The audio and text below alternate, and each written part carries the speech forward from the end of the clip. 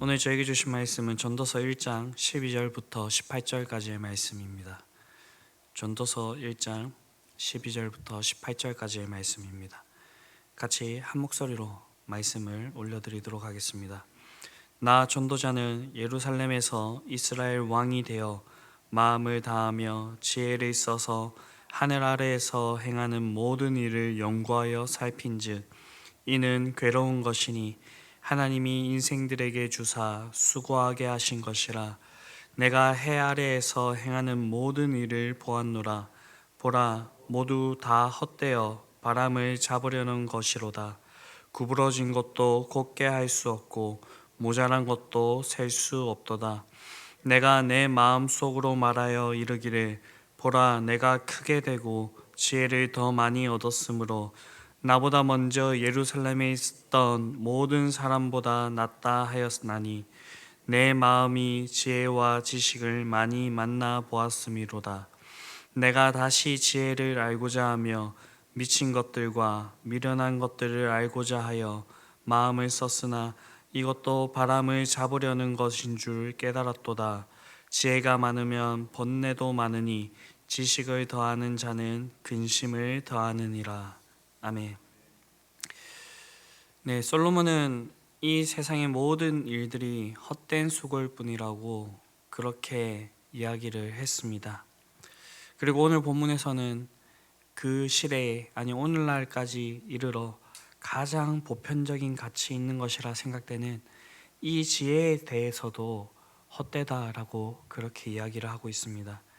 특별히 철학적인 접근을 통하여서 이 사실을 밝히고 있습니다. 우선 솔로몬은 12절의 말씀을 보게 되면 나 전도자는 예루살렘에서 이스라엘 왕이 되어라고 말하고 있습니다. 이 사실은 이미 1절에서 밝히고 있는데 여기서 한 번 더 말하고 있는 것입니다. 왜 솔로몬은 이 사실을 반복해서 말하고 있는 것일까요?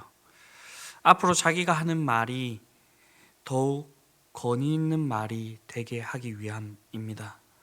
우리는 같은 말을 하더라도 누가 하는지에 따라서 신빙성과 권위가 달라지게 됨을 보게 됩니다.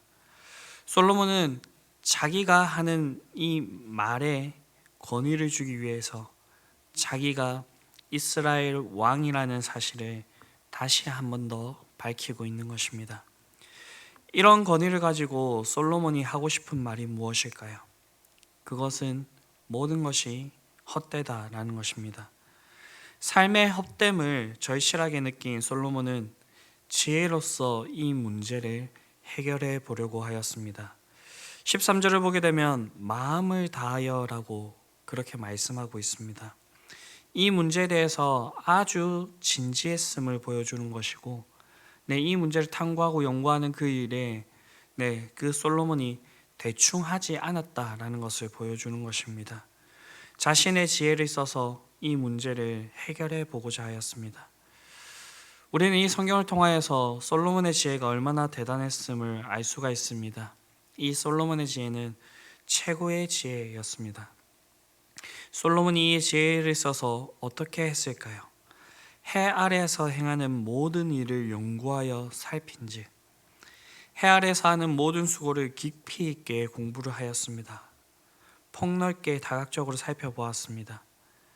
인생의 그 참된 의미를 깨달아 보려고 그렇게 했던 것입니다. 그러나 이 연구 끝에 솔로몬이 한 그 결론이 무엇이었을까요? 이것은 괴로운 것이니 인간의 지혜를 아무리 다 짜내어도 아무리 연구해도 인생의 참된 의미를 발견할 수가 없었다라는 것입니다. 그러니 괴로울 수밖에 없었던 것이죠. 솔로몬만 그렇게 했었겠습니까? 그것은 아닙니다. 13절 하반절을 보게 되면 하나님이 인생들에게 주사 수고하게 하신 것이라 말합니다. 우리가 이 인류의 역사를 되돌아보았을 때 얼마나 많은 철학자들이 다 똑같은 질문으로 괴로워하였습니까? 우리 인생이 어디서 와서 어디로 흘러가는지, 그리고 우리가 왜 살아가는지, 우리의 고통의 문제가 어떻게 시작이 되는지, 이 고통으로부터 어떻게 벗어날 수 있는지. 그러나 이 세상의 지혜로는 어느 것 하나 속 시원한 해답을 발견할 수가 없었습니다. 그러니 괴로울 수밖에 없었던 것입니다. 그러나 우리는 이 괴로움의 하사를 하나님께로 돌릴 수가 없습니다. 이것은 인간이 타락하고 죄를 지음으로써 오게 된 결과이지 하나님께서 원래부터 인간들에게 주어주신 그러한 일이 아니기 때문입니다. 이 말은 하나님께서 인간을 이런 괴로움과 수고를 하는 존재, 이런 비극적인 존재로 만드시지 않았다라는 것입니다. 하나님의 창조는 선하였습니다. 모든 것이 하나님의 보시기에 너무나도 좋았던 그런 모습이었습니다. 그러나 이 모든 것을 망친 것은 인간이었죠. 죄로 인해 인간은 자신의 노력함과 힘으로는 도무지 해결할 수 없는 그런 문제를 갖게 되었습니다. 어찌되었든 세상에서 만족을 얻을 수 없게 되었습니다. 그래서 이 솔로몬은 14절에 보게 되면 내가 해 아래에서 행하는 모든 일을 일을 보았노라. 보라, 다 헛되어 바람을 잡으려는 것이로다. 그렇게 얘기하고 있습니다. 솔로몬은 세상에서 일어나는 모든 일이 헛되다는 사실을 가리켜 바람을 잡으려는 것이라고 그렇게 이야기를 하고 있습니다. 여러분들은 바람을 손으로 잡을 수 있으십니까? 손으로 이렇게 움켜쥐어 보십시오. 여러분들 손에 남는 것이 있습니까? 아무것도 없습니다. 바람은 분명히 실존하는 그 실체이지만 그것을 잡을 수는 없습니다. 따라서 이 바람을 잡으려고 하는 이 행동은 한마디로 헛된 수고라는 것입니다. 솔로몬은 세상의 모든 일이 이와 같다라고 말하는 것입니다. 바람을 잡으려는 것 같이 헛된 수고를 하는 것뿐이라는 것입니다. 인간은 일평생 무언가를 잡으려고 애쓰면서 그렇게 살아갑니다. 그러나 아무것도 없으며 그 사람은 빈손으로 그렇게 돌아가게 됩니다. 솔로몬은 인간의 지혜가 얼마나 무능하고 무력한지를 다시 한번 일깨워주기 위하여서 15절에 하나의 속담을 인용하고 있습니다. 구부러진 것도 곱게 할 수 없고 모자란 것도 셀 수 없도다. 이 말은 우리는 스스로 온전한 삶을 살아갈 수 없음을 이야기하는 것입니다. 구부러진 것이나 모자란 것은 범죄로 인해서 타락한 인간이 어떠한 모습으로 이렇게 살아가는지에 대해서 나타내 주고 있는 것입니다. 우리가 어떻게든 바르게 살기 위하여서 애를 쓰지만 인간의 방식으로는 결코 올바른 길로 나아갈 수가 없습니다. 다른 사람보다 조금 나은 삶을 살 수는 있지만 그것이 올바른 길은 아닙니다. 온전한 삶을 위하여서 잘못된 것들을 고쳐보려고 온갖 노력과 수고를 아끼지 않지만 아무런 열매를 맺지 못하고 좌절과 고통만 느끼게 되는 것입니다. 인간이 자신의 지혜로서 모든 문제를 다 해결할 수 있다면 이 세상에 솔로몬만한 그런 사람이 누가 있겠습니까? 16절에 보게 되면 솔로몬은 자기 자신을 이렇게 평가하고 있습니다. 내가 내 마음속으로 말하여 이르기를 보라, 내가 크게 되고 지혜를 더 많이 얻었으므로 나보다 먼저 예루살렘에 있는 모든 사람보다 낫다 하였으니 내 마음이 지혜와 지식을 많이 만나 보았음이로다. 솔로몬은 1000번제를 드림으로써 하나님이 밤에 꿈 가운데 솔로몬에게 말씀하셨지요. 너는 내게 구하라. 내가 내게 무엇을 줄고. 그때 솔로몬은 지혜를 구하였습니다. 하나님은 솔로몬의 간구대로 그에게 지혜와 총명을 더하여 주셨죠. 그래서 열왕기상 4장 32절을 보게 되면 솔로몬이 잠언을 3000개를 말하였고 노래를 1005개나 지었다라고 그렇게 얘기를 하고 있습니다. 그리고 그 지혜가 얼마나 대단한지 세상의 많은 사람들이 솔로몬의 지혜로운 그 말을 듣기 위하여 찾아왔습니다. 대표적인 것이 바로 스바 여왕이죠.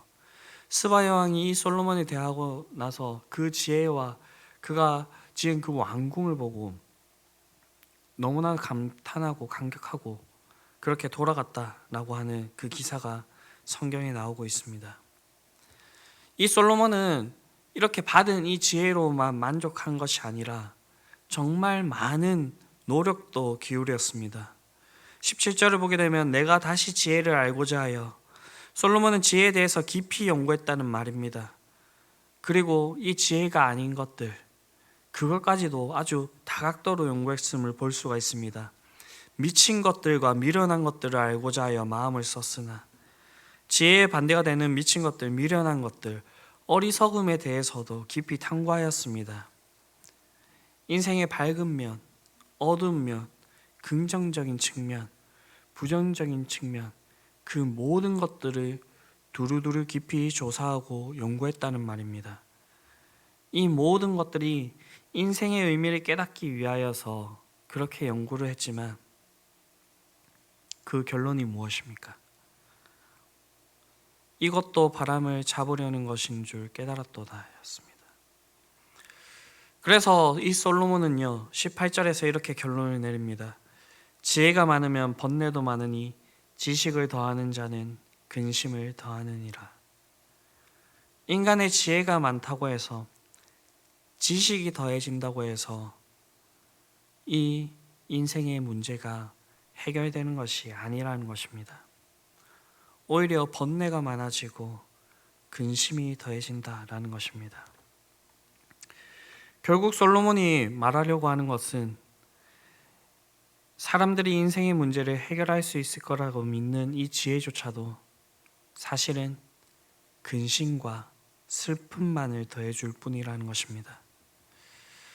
따라서 우리 사람들이 가질 수 있는 최선의 지혜는 자신의 유한함과 더불어 지혜와 지식에서 그 한계를 인정하는 것입니다. 유한한 자신의 모습을 인정하고 우리를 창조하신, 우리를 죄에서 구원해 주시고 모든 수고에서 건져내 주실 수 있는 하나님께로 시선을 돌리는 것입니다. 우리는 예수님께서 참된 지혜를 알게 하시는 하나님의 지혜임을 압니다. 그러나 우리는 이것을 결코 스스로 알 수는 없죠. 그래서 하나님께서는 우리에게 친히 계시하여 주십니다. 우리가 알아들을 수 있는 이 말로써, 하나님의 말씀으로써 우리에게 알려주십니다. 그렇기 때문에 우리는 이 참된 지혜를 얻기 위하여서 하나님 말씀 앞에 우리를 세워야 하며 그 말씀에 우리는 순종해야 합니다. 이 말씀 안에서 수고하고 고통당하는 죄인들을 구원하시고 생명과 기쁨을 허락하여 주시며 하나님을 모르는 인생들과 같이 수고하나 그것이 주 안에서 헛된 것이 되지 않도록 우리에게 은혜를 베풀어 주시는 것입니다. 여기에 계신 저와 여러분들은 이러한 사실들을 믿는 그런 분들임을 그렇게 믿습니다.